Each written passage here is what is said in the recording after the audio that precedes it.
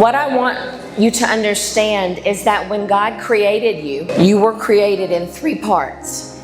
You have a body, a soul, and a spirit. My body is what's obvious. It functions off of my 5 senses: taste, smell, sight, sound, touch. I think most of us have an understanding of our body.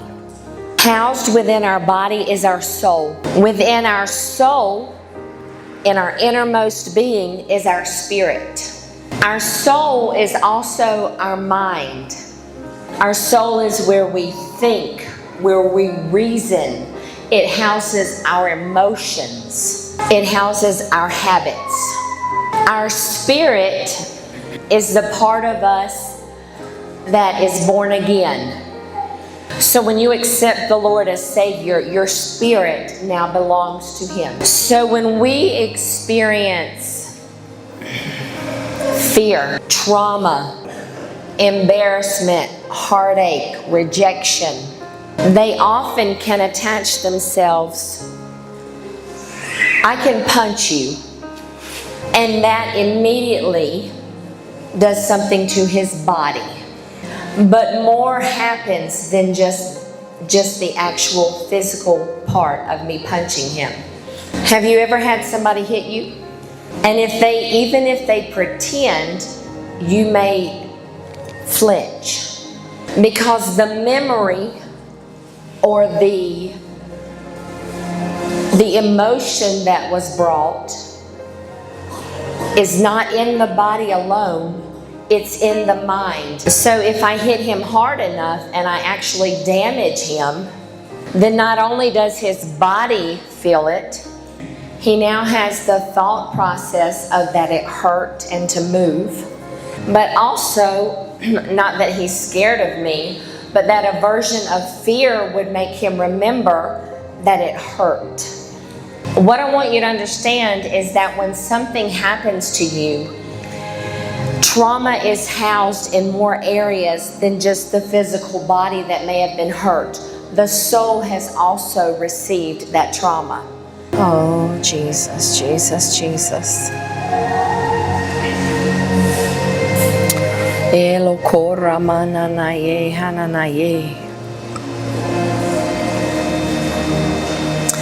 When we experience emotions like happiness, sorrow, anger, this is more than just in our mind.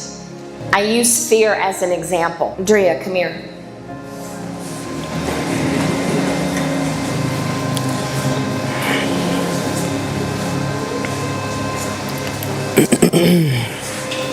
Boo!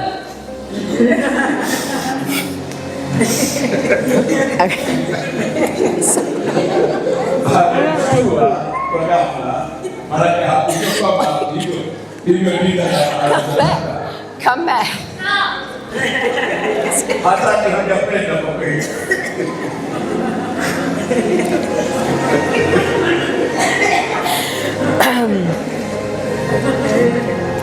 Okay. Did you see her reaction? She was ready, but did you see her eyes got real big? So now, from here on out, every time I call her up to the pulpit, she's going to be.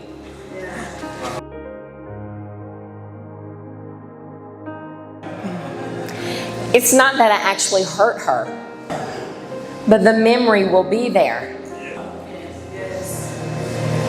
There was no actual trauma.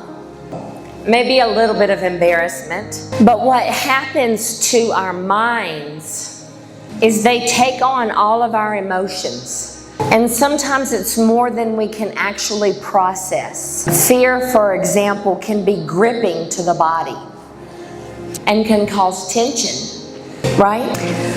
We spoke of experiencing anxiety. I know for me, anxiety has caused me to be sick on my stomach. Maybe headaches, maybe actually shaking, okay? The anxiety is in your mind. My mind is what is anxious, but my body is showing the signs of the anxiety. So I don't want her to be afraid of me, but that was the example that I gave, was boo! I'm pulling my toe.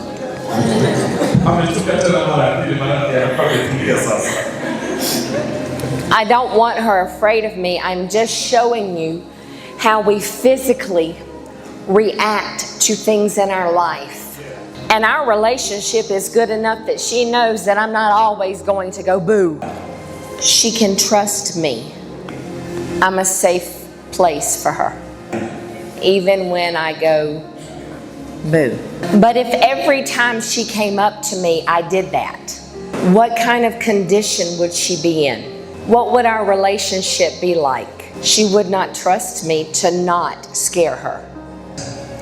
That, or she would always be on guard and just ready. And it would become a habit for her to fear. And that is exactly what happens with our soul. Thank you.